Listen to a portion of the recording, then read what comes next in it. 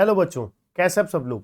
Video के thumbnail से पता लग ही गया होगा, आज का जो वीडियो है सीए फाउंडेशन स्टूडेंट्स के लिए है और बहुत ही इंपॉर्टेंट टॉपिक के ऊपर है। जैसे कि आपको पता है, हमारे जो सीए फाउंडेशन नवंबर 21 की एग्जाम है कुछ ज्यादा दूर नहीं रह गए, इसलिए यहां पर मैं आपको इस वीडियो के थ्रू बताने वाला हूं कि क्या हमें स्ट्रेटेजी अपनानी चाहिए, क्या स्ट्रेटेजी फॉलो करनी चाहिए सीए फाउंडेशन नवंबर 21 एग्जाम के लिए, पेपर नंबर 1 के लिए। स्पेशली मैं इस वीडियो में आपके साथ बात करने वाला हूं क्या स्ट्रेटेजी अपनानी चाहिए, जिससे क्या है हमारे बहुत ही कम समय में टाइमली मैनर में हमारा सिलेबस भी कंप्लीट हो जाए और एग्जाम्शन ओरिएंटेड हमारी तैयारी हो जाए। बिल्कुल हम अश्योर हो जाए कि हमारी एग्जाम्शन मतलब 60+ मार्क्स हम गेन कर ही लेंगे।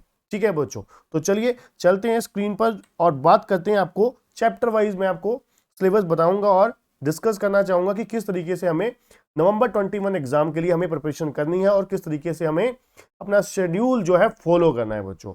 अगर आप इस चैनल पे नए हो, चैनल को सब्सक्राइब करना और बेल आइकन दबाना मत भूलिएगा। इस तरीके की बहुत इफेक्टिव वीडियो आपको आगे मिलने वाली है और रेगुलर मिलने वाली है, नोटिफिकेशन वगैरह सब कुछ। ठीक है बच्चों, तो चलिए स्टार्ट करते हैं।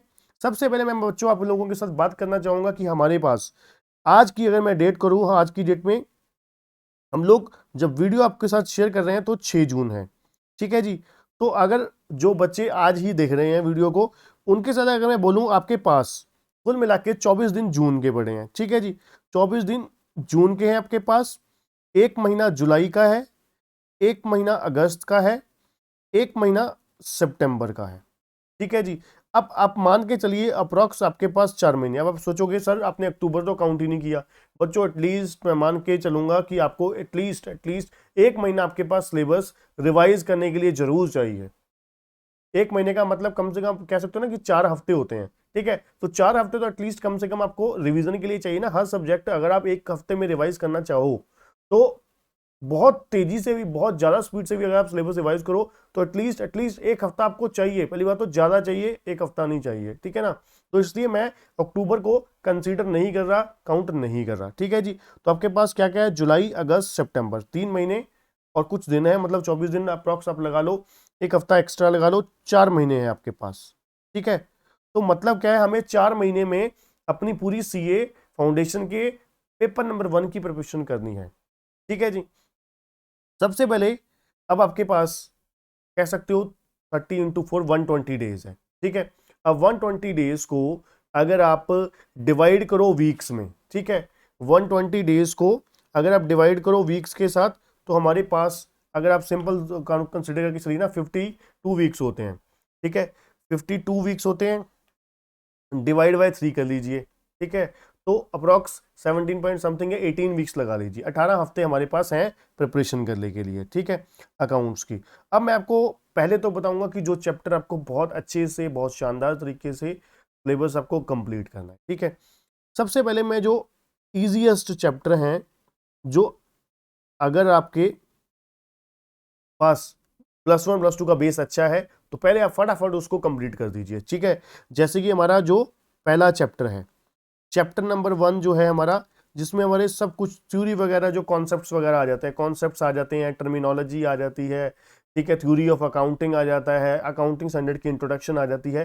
चैप्टर 1 आपको निपटा देना चाहिए। उसके बाद चैप्टर नंबर 2। ठीक है जी, चैप्टर नंबर 2 आपके पास बहुत अकाउंटिंग प्रोसेस की अगर हम बात करें,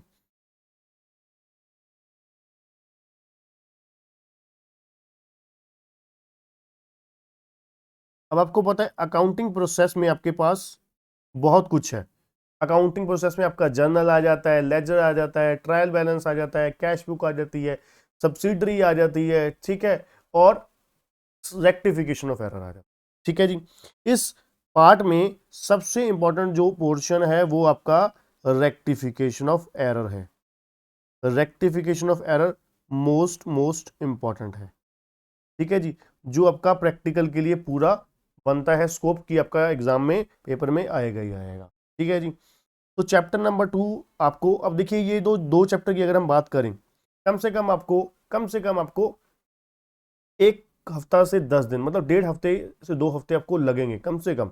क्योंकि ये अगर आप बात करो, अगर आप सेल्फ स्टडी कर रहे हो, ठीक है, अगर आप कोचिंग ले रहे हो फिर तो आप बिल्कुल उसके हिसाब से ही चलोगे। ठीक है, अगर आप रिकॉर्डेड क्लासेस भी ले रहे हो, मान लीजिए चाहे हमारी रिकॉर्डेड क्लासेस ले रहे हो, ठीक है, हमारी आपको पता ही है केसीसी ट्यूटोरियल की तरफ से रिकॉर्डेड लेक्चर्स भी आपको मिलते हैं और लाइव क्लासेस भी मिलती हैं। ठीक है जी, तो अगर आप सेल्फ स्टडी कर रहे हो उनके लिए तो 100% ये शेड्यूल बेस्ट ऑन बेस्ट हो रहेगा। ठीक है, और बाकी जो बच्चे रिकॉर्डेड लेक्चर ले रहे हैं, ठीक है, और वो जानना चाहते हैं कि किस तरीके से प्रिपरेशन करें, तो इस शेड्यूल को जरूर फॉलो करिएगा बच्चों।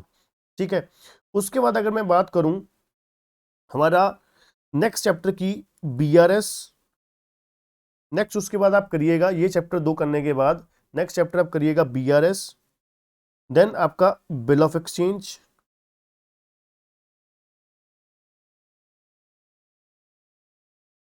And depreciation.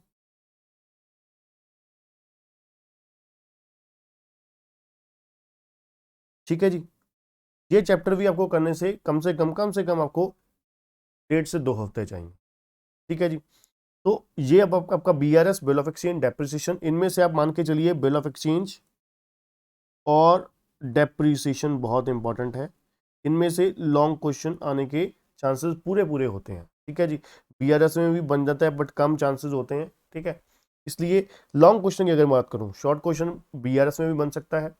तो बिल ऑफ एक्सचेंज और डेप्रिसिएशन बहुत इंपॉर्टेंट है। डेप्रिसिएशन का चेंज इन मेथड, डेप्रिसिएशन की अगर मैं सबसे इंपॉर्टेंट बात करूं, चेंज इन मेथड बहुत इंपॉर्टेंट है। चेंज इन मेथड समझ लीजिए 99% चांसेस चेंज इन मेथड के ही होते हैं आने के। ठीक है, तो उसके बाद अगर हम बात करें, उसके बाद 2 इंपॉर्टेंट चैप्टर की बात करेंगे जो बहुत ही ज्यादा इंटरलिंक है एक दूसरे के साथ, फाइनल अकाउंट प्लस एनपीओ। ये दोनों चैप्टर लॉन्ग क्वेश्चन के लिए बहुत बहुत ज्यादा इंपॉर्टेंट है, लॉन्ग क्वेश्चन के लिए वेरी वेरी इंपॉर्टेंट है। ठीक है जी, इसमें बच्चों आपको पता है मैन्युफैक्चरिंग, नॉन मैन्युफैक्चरिंग सभी की आपको, मैन्युफैक्चरिंग कंसर्न का मतलब manufacturing account, trading, P&L, balance sheet, सब कुछ आपको पता होना चाहिए। ठीक है जी, अगर हम यहाँ पर बात करें, यहाँ पे से कम आपको एक क्वेश्चन लॉन्ग जरूर देखने को मिलेगा, और दूसरे का आपको ये भी हो सकता है दोनों चैप्टर में ही लॉन्ग क्वेश्चन आ जाए। ठीक है, मोस्ट ऑफ द चांस होता है एक चैप्टर में लॉन्ग क्वेश्चन आता है, एक में शॉर्ट क्वेश्चन आता है।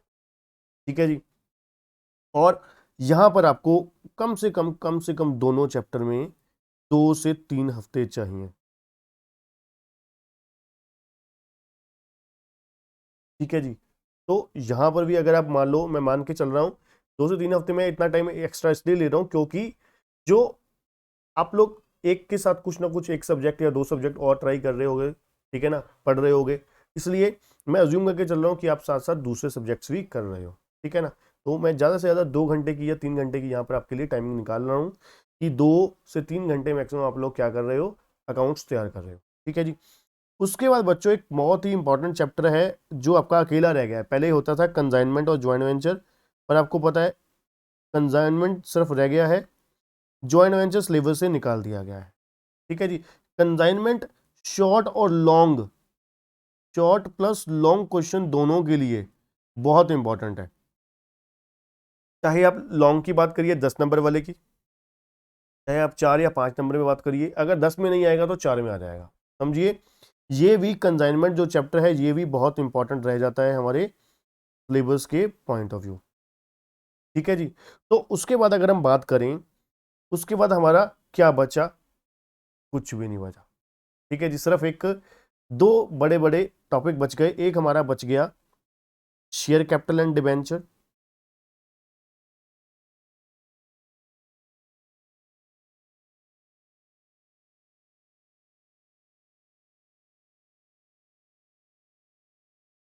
और दूसरा, अब शेयर कैपिटल एंड डिबेंचर की पहले अगर हम बात करें, शेयर कैपिटल और डिबेंचर जो है हमारा लॉन्ग क्वेश्चन 100% गारंटेड है, आएगा ही आएगा। ठीक है जी, one long question, one long question जो मैक्सिमम आने के चांसेस किसके होते हैं, शेयर कैपिटल के। ठीक है जी, शेयर कैपिटल के आने के पूरे पूरे चांसेस होते हैं।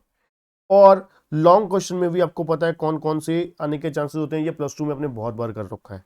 ठीक है, खास करके प्रोराटा वाला, प्रोराटा प्लस इसके साथ आपको कैश बुक बनाने को पूछी जा सकती है।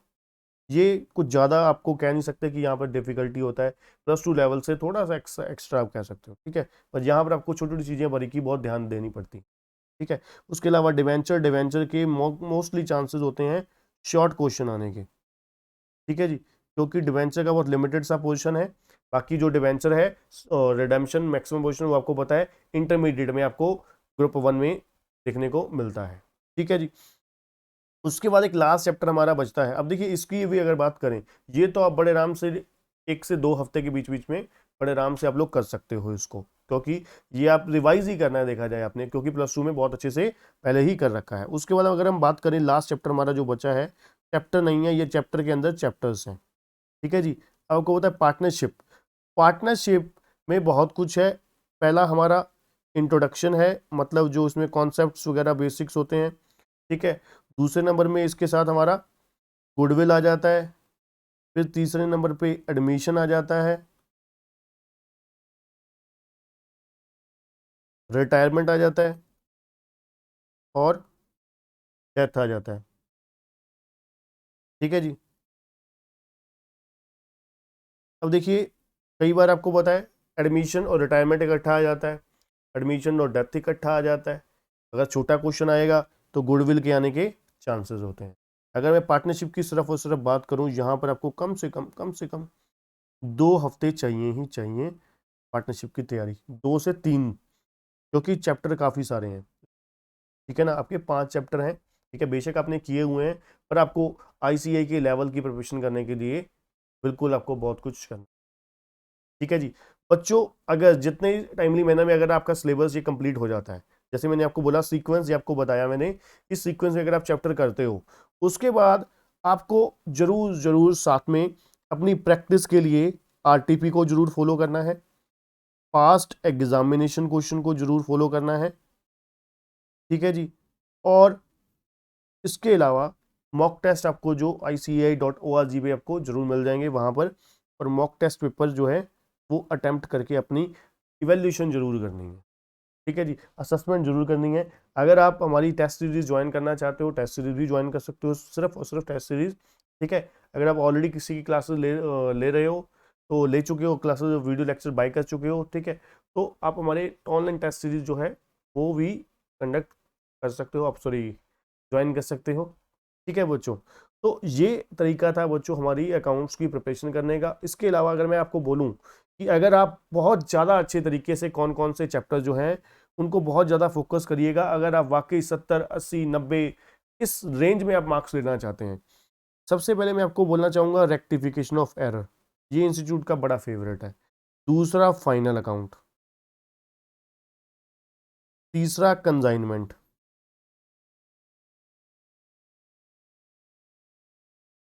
ठीक है जी। नंबर 4 आपका आ जाता है शेयर कैपिटल।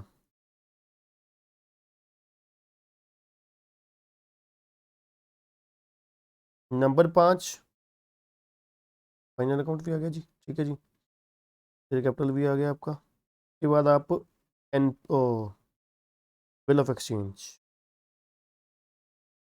ये चैप्टर बहुत हाई प्रायोरिटी है। मैं आपको इनमें एक और चैप्टर आप लिखवाता हूँ, डेप्रिसिएशन का चेंज इन मेथड।